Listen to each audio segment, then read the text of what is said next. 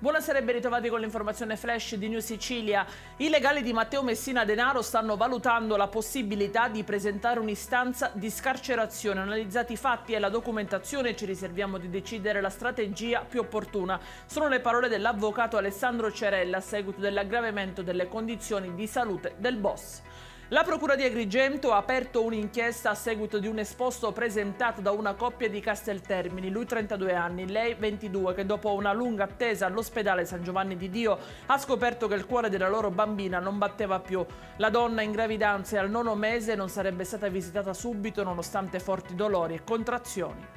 E di 3 feriti, di cui uno in gravi condizioni, il bilancio di un incidente stradale avvenuto nelle scorse ore sulla statale 117 bis nei pressi di Ponte Olivo, nelle vicinanze del bivio Perniscemi. Siamo nel territorio di Gela, qui 2 mezzi si sono scontrati, a bordo 2 uomini e una donna.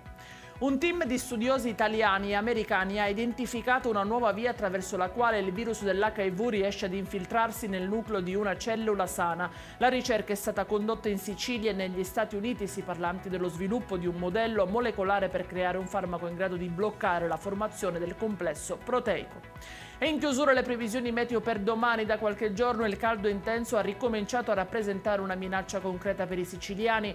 Pur non raggiungendo i 40 gradi, le temperature domani potrebbero continuare a salire oltre la media. Diramato un avviso per allerta incendi arancione per tutta la Sicilia. Ed è tutto per questa edizione. Nuovi aggiornamenti nel TG Flash di domani alle 13:30. Arrivederci e buona serata.